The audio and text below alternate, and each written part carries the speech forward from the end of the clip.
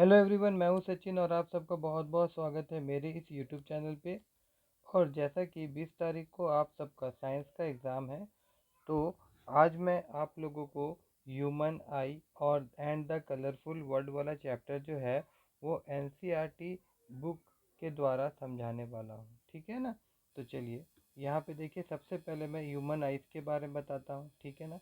देखिए, ये आई का जो ये उभरा हुआ पार्ट होता है, ये वाला पार्ट, इसको हम लोग क्या बोलते हैं। देखिए यहाँ पे आपका ये आपका कॉर्निया कहलाएगा। और सबसे ज़्यादा जो लाइट होता है ना, वो इस कॉर्निया से ही पास होता है। ठीक है।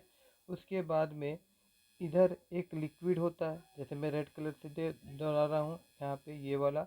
इसको हम लोग क्या बोलते हैं, इस लिक्विड को? तो एक्वस ह्यूमर्स बोलते हैं। ये आपका सॉल्टी फ्यूल्ड, फ्यूल्ड मतलब लिक्विड होता है। ठीक है। उसके बाद में फिर अभी मैं यहाँ पे ब्लू कलर से देखिए बना रहा हूँ, ये इस चीज़ को क्या बोला जाता है? आइरिस बोलते हैं।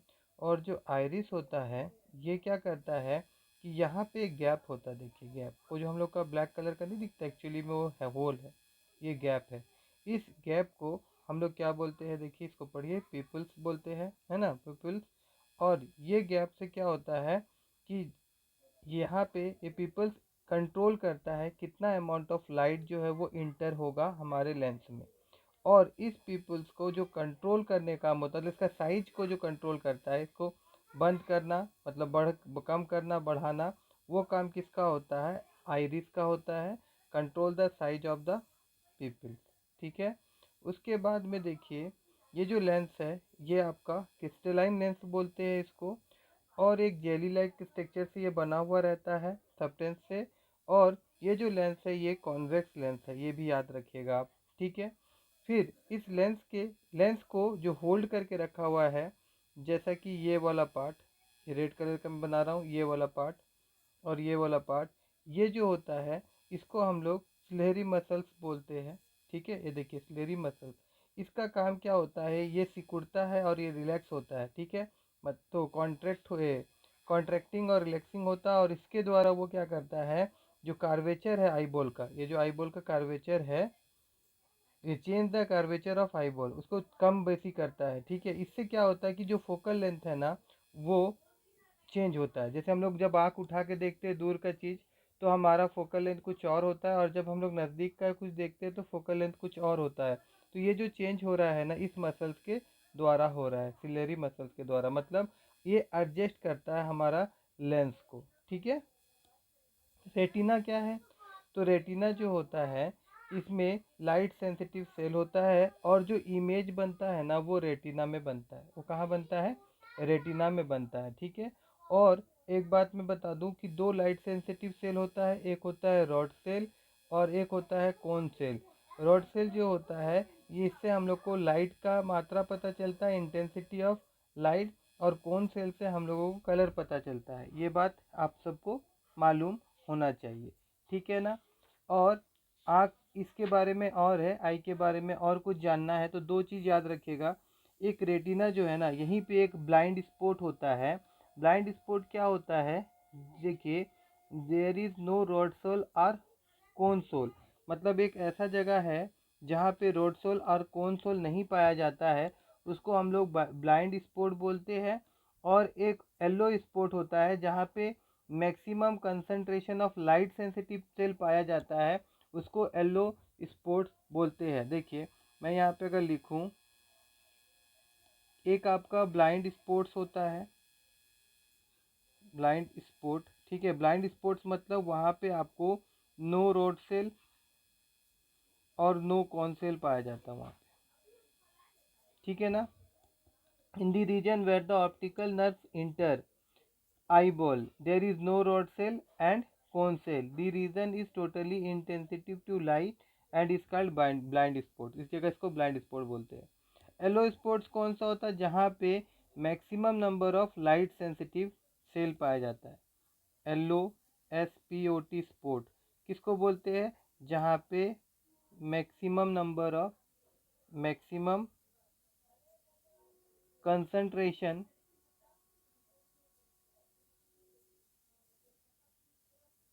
concentration of light sensitive cell पाया जाता है, लाइट सेंसिटिव सेल पाया जाता है। ठीक है ना।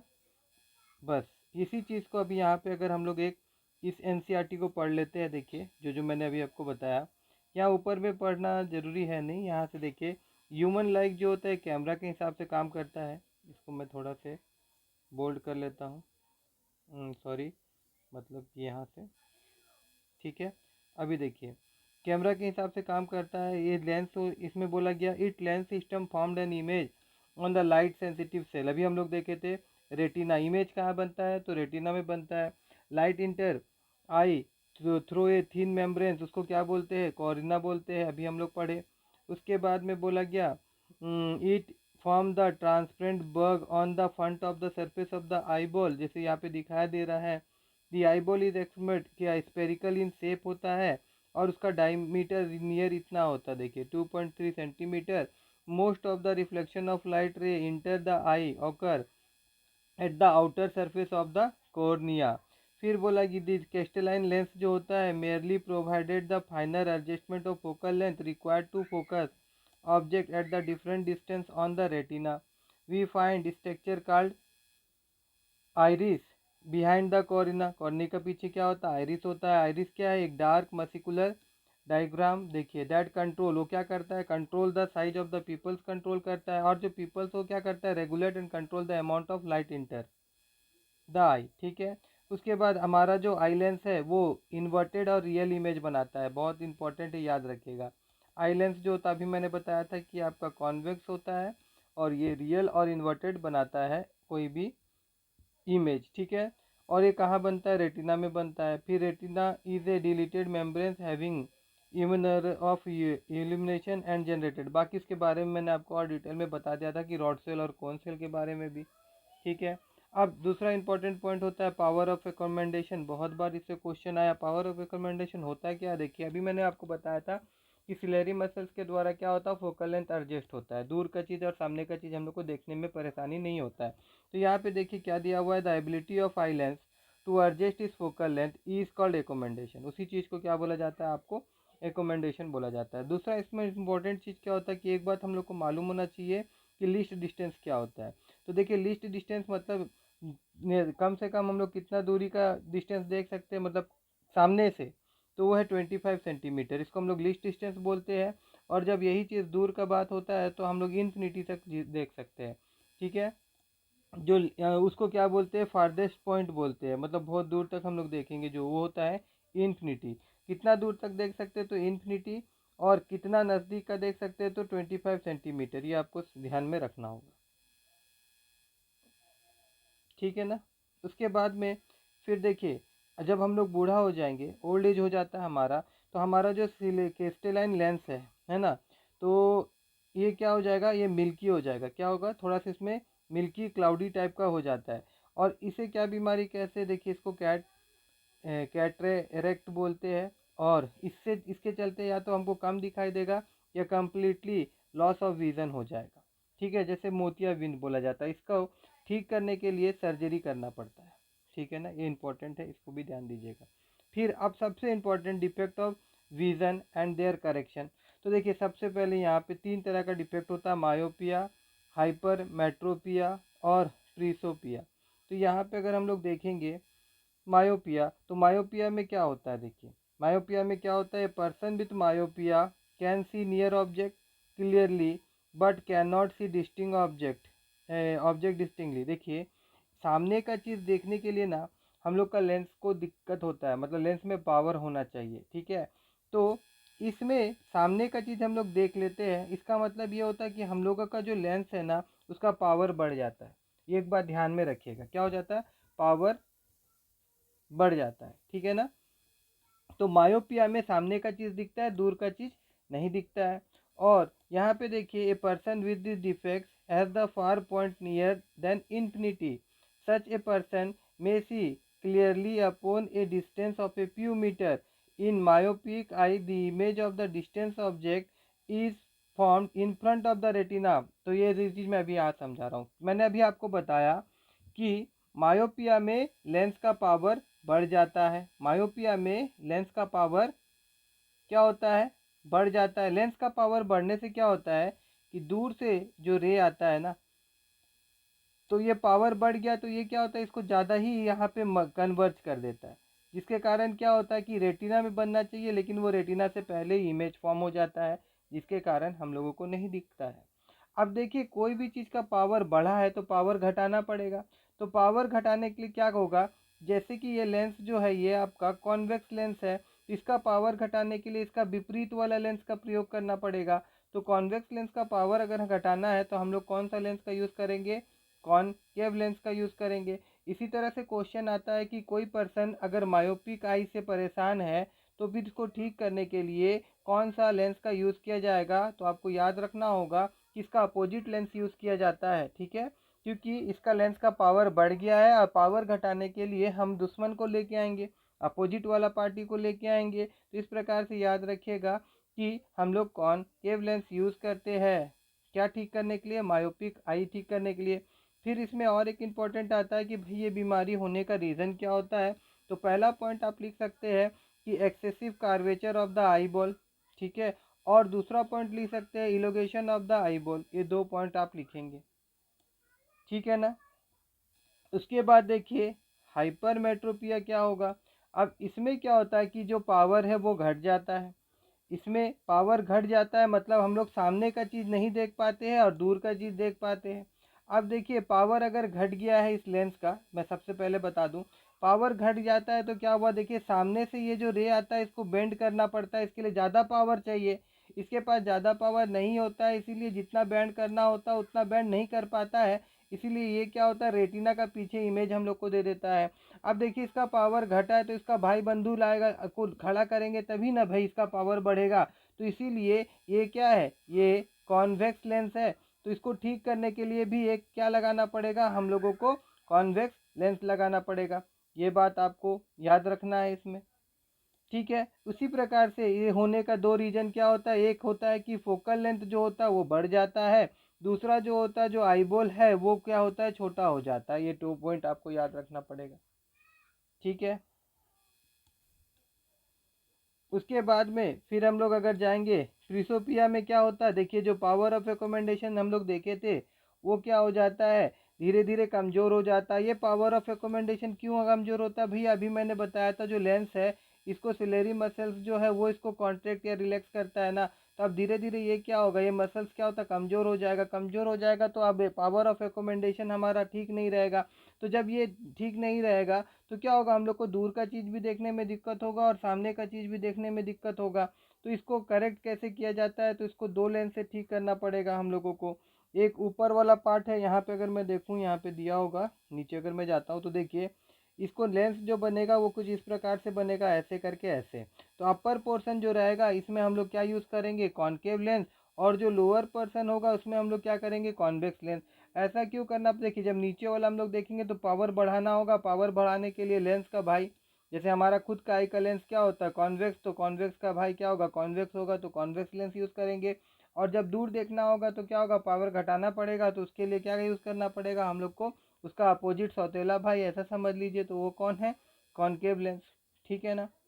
यहाँ तक आई होप आप सबको समझ में आया होगा। उसके बाद देखिए पावर ऑफ रिकमेंडेशन का मतलब तो आप लोगों को पता चल गया होगा। अब यहाँ पे एक न्यूमेरिकल से यहाँ पे देखिए, अच्छा ऊपर में भी यहाँ पे हाँ देखिए यहाँ पे एक न्यूमेरिकल्स मैंने लिख के रखा है, अभी मैं बताऊंगा, ये आता है कभी कभी एग्जाम में। तो सबसे पहले ये ला देख लेते हैं, आपका क्वेश्चन में यहाँ पे दिया हुआ है, एक पर्सन है वो मायोपिक बीमारी से जूझ रहा है, ठीक है ना। Myopic eye can not see an object beyond 1.5 centimetre, मतलब कि उसको 1.2 मीटर का डिस्टेंस का ऑब्जेक्ट उसको दिखाई नहीं देता है। तो यहाँ पे बोला what should be the type of the corrective lens use to restore proper vision. Myopic eye ठीक करने के लिए कौन सा, इसमें पावर बढ़ जाता है तो कौन कैब लेंस यूज़ करना पड़ेगा पहला बात। अब देखिए इसका निकालना पड़ेगा कैसे, तो इसको सॉल्व अगर करना है ना इस तरह का न्यूमेरिकल्स में, तो एक बात याद रखिएगा कि अगर मायोपिक आई दिया हुआ है, अगर मायोपिक आई दिया हुआ है तो आप जो ऑब्जेक्ट का जो वैल्यू लेंगे ना वो आप हमेशा माइनस इन्फिनिटी लेंगे, ठीक है। ऑब्जेक्ट तो माइनस में ही होता है, ऑब्जेक्ट डिस्टेंस, उसको आप क्या करेंगे, इन्फिनिटी लेंगे। और जो इमेज डिस्टेंस होगा उसको भी आपको माइनस में ही लेना है, वो भी याद रखिएगा, ठीक है। तो यहाँ पे इमेज डिस्टेंस क्या है, जो दिया हुआ वही इमेज डिस्टेंस है ना, तो यहाँ पे 1.2 ये आपका क्या हो जाएगा, इमेज डिस्टेंस हो जाएगा, ठीक है ना। तो अब अगर हम लोग यहाँ पे जाएंगे, देखिए, तो आपको लेंस फॉर्मूला पता होगा, ये आपका लेंस फॉर्मूला है 1/f=1/b-1 1/u, ठीक है। अब जो वैल्यू उसको पुट करिएगा तो यहाँ पे आपको क्या मिल जाएगा, फोकल लेंथ का वैल्यू मिलेगा आपको। फोकल लेंथ का वैल्यू से आप पावर निकाल सकते हैं। अब याद रखिएगा ये सेंटीमीटर है तो ये मीटर में आपको कन्वर्ट करना पड़ेगा। तो आप इसको सॉल्व करेंगे, अगर देखिए पावर का वैल्यू जो है अगर माइनस में आता है तो इसका मतलब क्या होता है, मैं आपको बता दूं, कॉनकेव लेंस होता है।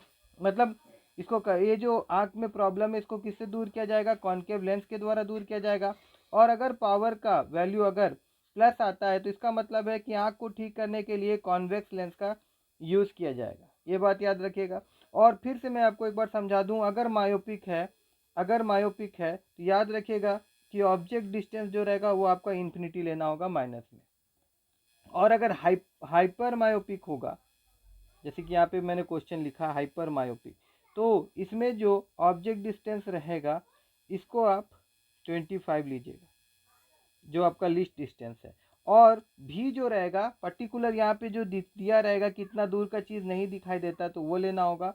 और ये भी आपको क्या में माइनस में लेना होगा। उसके बाद में आप लेंस फार्मूला पुट करिएगा। लेंस फार्मूला पुट करने के बाद में फिर इसमें भी आपको क्या मिलेगा, पावर का वैल्यू मिलेगा। और पावर इसमें अगर प्लस ही मिलेगा, जाहिर सा बात है जो बीमारी है, तो पावर का वैल्यू जब भी प्लस में मिलता है तो फिर हम लोग कौन सा लेंस का यूज़ करते हैं वो यहाँ पे मैंने आपको बता दिया कि पल प्लस होगा तो कॉन्वेक्स लेंस का यूज़ करना पड़ेगा, ठीक है ना। अब आगे हम लोग जाएंगे, ठीक है। देखिए, अब यहाँ पे reflection of light through prism, तो इसमें क्या पढ़ना है हम लोगों को कि यहाँ पे सबसे पहले पहले मैं आपको बता दूं, ये प्रिज्म है। देखिए यहाँ से क्या होता है ना, ये जो लाइन आता है ये आपका क्या है, इंसिडेंट रे है। ये क्या है आपका, ये है आपका इंसिडेंट रे है, ठीक है। और यहाँ से एक नॉर्मल ड्रॉ है, और ये जो एंगल बनता है ये इंसिडेंट एंगल कहलाता है। फिर देखिए ये क्या होता है, रेयर से डेंसर में जा रहा है तो ये बैंड हो जाएगा और ये ऐसे निकल जाएगा। तो ये जो एंगल बनेगा ये angle of angle of reflected कहलाएगा। यहाँ पे मैं देखो दिखा देता हूँ, एंगल ऑफ रिफ्रैक्शन कहलाएगा, ठीक है। और ये जो रे है, ये क्या कहलाएगा, रिफ्लेक्टेड रे कहलाएगा। ये जो रे था ये क्या कहलाता, इंसिडेंट रे कहलाता। और फिर यहाँ से एक हम लोग नॉर्मल ड्रॉ करते, और उसके बाद में फिर ये ऐसे डाइवर्ट हो जाता है। तो नॉर्मल के साथ में यह जो एंगल बनता है इसको हम लोग क्या बोलते हैं, एंगल ऑफ इमरजेंस बोलते। और ये जो रे पास हो रहा है इसको हम लोग इमरजेंट रे बोलते, ये मालूम होना चाहिए। यहाँ पे जो प्रिज्म का एंगल ए बन रहा है इसको एंगल ऑफ प्रिज्म बोलते, ये बात याद रखना चाहिए। फिर यहाँ पे ये जो रे ऐसे ऐसे ऐसे ऐसे पास अगर होता और इसके सीधा सीधा अगर हम लोग ऐसे डॉट डॉट करके यहाँ पे अगर मिलाएंगे तो इन दोनों के द्वारा जो एंगल बनता है डी, इसको हम लोग बोलते हैं एंगल ऑफ डिविएशन। बहुत बार एग्जाम में ये पूछा गया है, तो इस चीज़ को भी आप ध्यान से देखिएगा, ठीक है।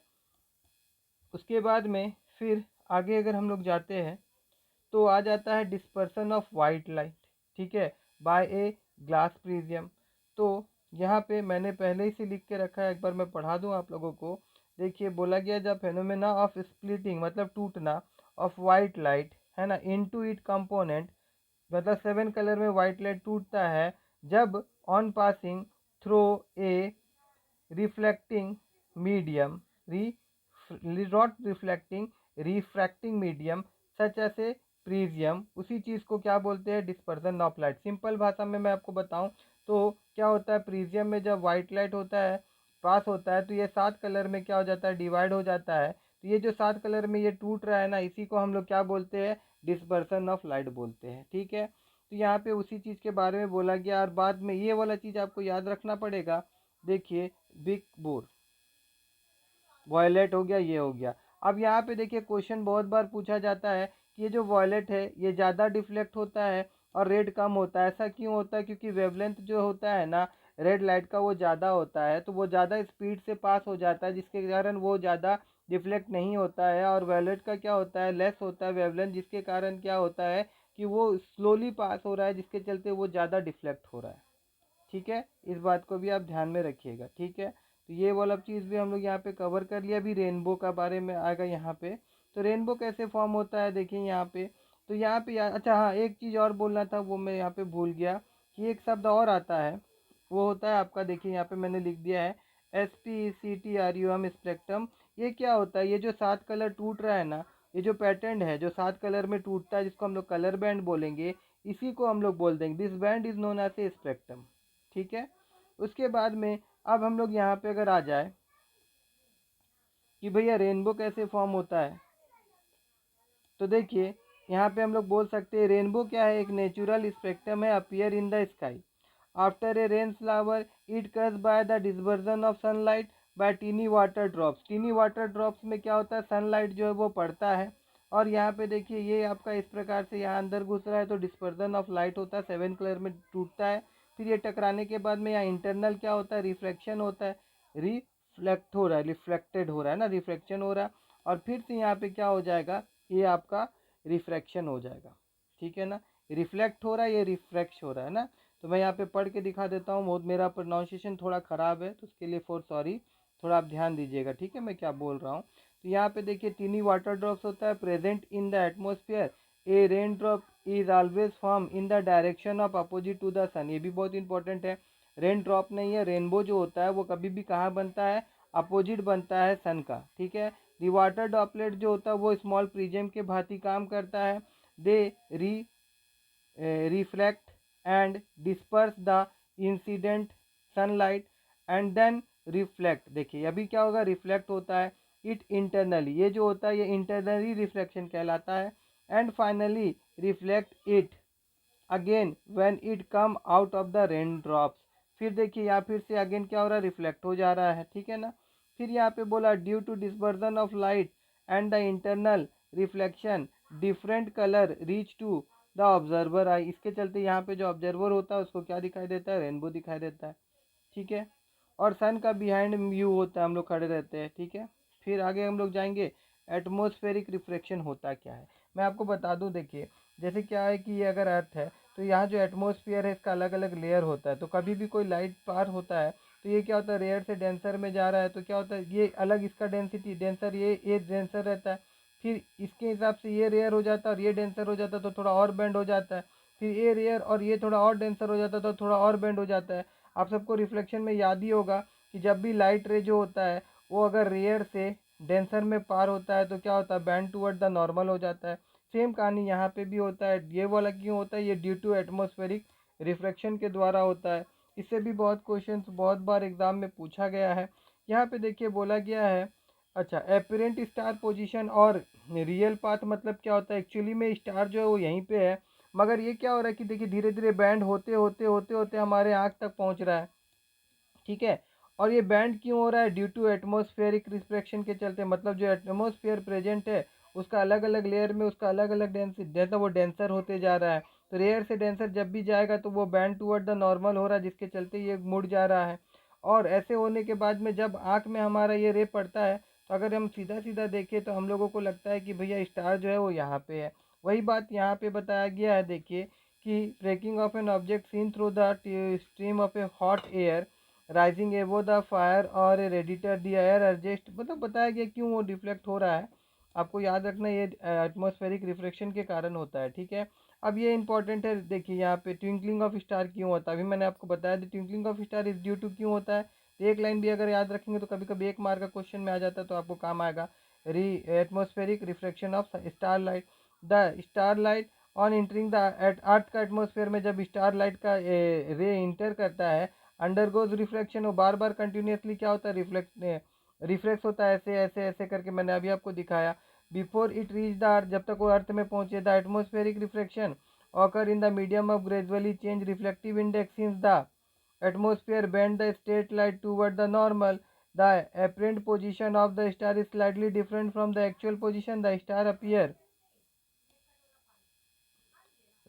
horizon for further. This apparent position of the star not stationary but keep on changing slightly since the physical condition of the earth atmosphere are not stationary. देखिए बात समझिए, यहाँ पे क्या हुआ कि मेरे को अपेरेंट पोजीशन यहाँ दिखा, लेकिन जो अर्थ का एटमॉस्फेयर है वो कांस्टेंट तो नहीं है ना, वो बार बार थोड़ा चेंज हो रहा है, जिसके चलते क्या हो जाएगा कि ये वाला जो रे आ रहा है हमारे पास, ये थोड़ा सा यहाँ पे डिफ्लेक्ट होगा। ये ऐसे आ रहा था, ये ऐसे पड़ रहा था। अभी मान लीजिए कि यहाँ से तो ऐसे आया, लेकिन यहाँ से ये टेढ़ा होकर थोड़ा सा इधर हो गया, तो ये थोड़ा सा ऐसे मुड़ जाएगा। ठीक है ना। तो इसके चलते क्या होगा, फिर से वो टिंकल हो जाएगा। ठीक है ना, वही चीज़ यहाँ पे बताया गया, मतलब लगेगा कि वो दूसरा जगह चले गया। ठीक है, was the case in the previous paragraph, छोड़ दो यहाँ पे। As the path of the ray light coming from the फैक्चुलेट, और इसी चलते क्या होगा, जो लाइट रे आ रहा था वो फैक्चुलेट होगा, और जो amount of star light enter the eye होगा वो मतलब फ्लिकर करेगा। ठीक है, और the star sometime appear brighter, और समटाइम वो क्या होगा, थोड़ा धुंधला हो जाएगा, जिसके चलते हमको लगेगा कि वो ट्विंकल कर रहा है। ठीक है, लेकिन प्लानट ऐसा क्यों नहीं होता, देखिए स्टार जो है बहुत दूर में, तो उससे जो रे आ रहा है, जो सोर्स ऑफ लाइट का रे पड़ रहा है, वो बहुत ही एक लाइन से आ रहा है, ऐसे समझ जाइए, बहुत कम अमाउंट में आ रहा है। ठीक है, तो ये क्या हो रहा है, एटमोसफेयर के चलते डिफ्लेक्ट हो रहा है, मगर जो प्लानट है वो सामने है, तो इसे बहुत सारा रे आ रहा है, तो इसमें जो भी डिफ्लेक्शन हो रहा है हम लोग को पता नहीं चल रहा। वही बात यहाँ पे बोला, the planet are much closer to the earth and are thus in extent source. If we consider a planet as a collection of large number of a point-sized source of light, the total variation in the amount of light entering our eye from all the individual point-sized source will average out to zero, thereby nullify the twinkling effect. बात समझ में आया। ये क्या था, दूर से आ रहा था तो एक रे था, समझिए एक रे में चेंज हो रहा था, तो क्या होगा, पूरा का पूरा लग रहा था कि वो स्टार का पोजीशन चेंज हो रहा है, कभी डीम हो रहा है, कभी ब्राइट हो रहा था। मगर यहाँ पे तो बहुत सारा रे आ रहा ना, तो हम लोग को ये सारा रे का चलते हमारा आँख में बन रहा है, तो ये इसमें क्या होगा, एक साथ सब रे तो नहीं फर्क पड़ रहा होगा, तो इसके चलते क्या होता है कि जो क्लोजर ऑब्जेक्ट होता है वो एटमॉस्फेरिक रिफ्रेक्शन में होने के कारण भी क्या होता है कि वो ट्विंकल नहीं करता है। ठीक है, इसका आंसर वही है, आप जिसको बना के लिख सकते हैं। उसके बाद देखिए, एडवांस सनसेट और सनराइज भी उसी कारण होता है, और यहाँ पे इंपॉर्टेंट है कि 2 मिनट बिफोर एक्चुअल सनराइज से पहले उग जाता है, और about 2 minute after the actual sunset, मतलब डूबने से पहले ही वो क्या लगेगा कि वो डूब गया है। ठीक है ना, ऐसा क्यों होता है, देखिए यहाँ पे सन है हमारा, अभी ये उगा नहीं है, मगर सन से जो रोशनी आ रहा है, ये सन भी तो दूर में है ना, तो जो रोशनी यहाँ पे आ रहा है, तो इससे क्या होगा कि ये ऐसे ऐसे ऐसे ऐसे ऐसे ऐसे करके मुड़ जाएगा।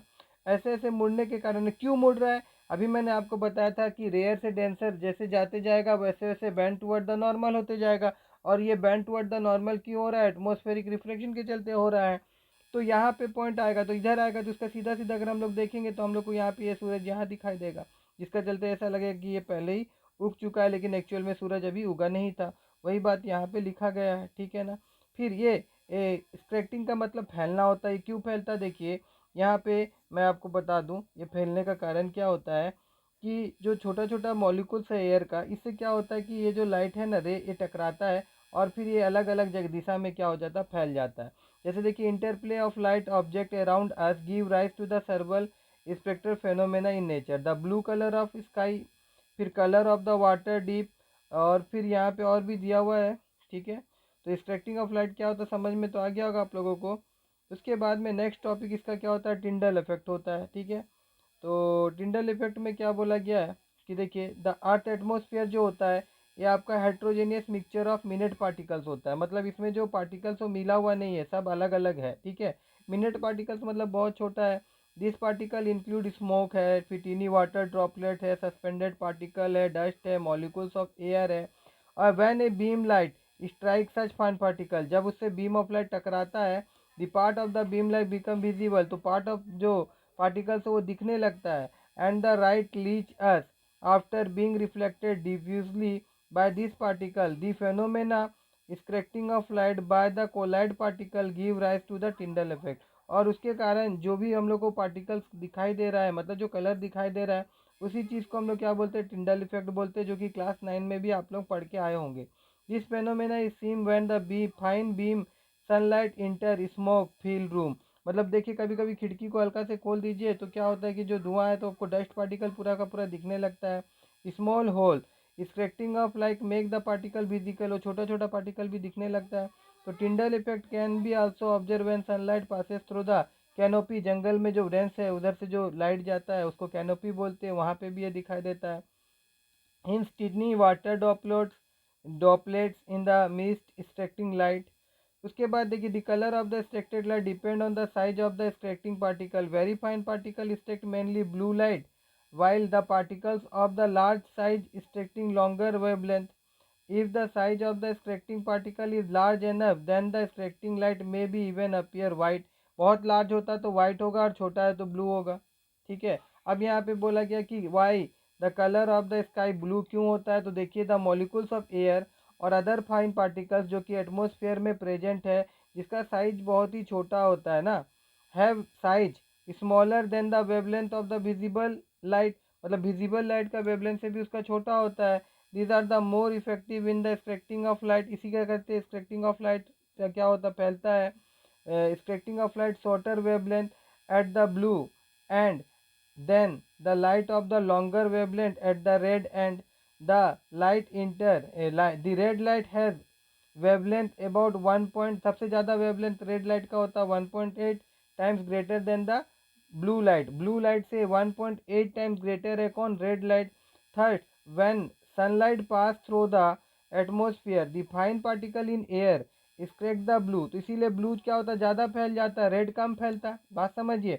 अभी हम लोग प्रीजियम में देखे थे, क्या बोले थे, मैं क्या बोला था मैंने आपको कि जिसका स्पीड कम होगा है ना, तो जिसका वेवलेंथ कम होगा ज़्यादा फैलेगा. तो ब्लू का रेड के हिसाब से क्या होता है कि वेवलेंथ कम होता है तो ये ज़्यादा फैलता है. ज़्यादा क्यों फैलता है, तो शॉर्टर वेवलेंथ के कारण फैलता है. तो more strongly than red the scattered blue light enter our eye. और यही वाला हम लोग का आँख में दिखाई देता है. फिर बोला गया if earth has no atmosphere. अगर अर्थ का कोई भी एटमोसफियर नहीं होगा तो there would not have been any scattering. तो कोई भी स्ट्रैक्टिंग वाला इफेक्ट नहीं होगा. तो स्काई जो रहेगा वो हम लोगों को कैसे दिखाई देगा, डार्क दिखाई देगा, अंधेरा दिखाई देगा. The sky appear dark to a passenger flying at a very high altitude as the scattering is not permitted at such height. देखिए अगर स्ट्रैक्टिंग ऑफ हाइट नहीं होगा तो जो आकाश का कलर ब्लू दिखता है ब्लू नहीं दिखेगा, वो क्या दिखेगा, वो ब्लैक दिखेगा. ठीक है. फिर देखिए you might have observe that the danger signal right क्या होता है, रेड इन कलर होता है. ऐसा क्यों होता है, क्योंकि the red light is less stick. क्योंकि रेड लाइट जो है ना वो कम फैलता है और वो सीधा पार हो सकता है. तो जो भी एक्सट्रेट होगा बाकी कलर होगा लेकिन रेड नहीं होगा, वो बहुत दूर तक दिखाई देगा. मतलब अगर मान लीजिए धुंध है, स्मोक है, उसके उसके बावजूद हम लोग को रेड लाइट जो होगा वो दिखाई दे देगा, बाकी लाइट नहीं दिखाई देगा. ठीक है ना. वही चीज़ यहाँ पे बोला गया है. तो आई होप ये चैप्टर आप सबको समझ में आया होगा. ठीक है. अगर समझ में आया हो तो मेरे इस वीडियो को लाइक करिएगा और मेरे चैनल को सब्सक्राइब करना मत भूलिएगा.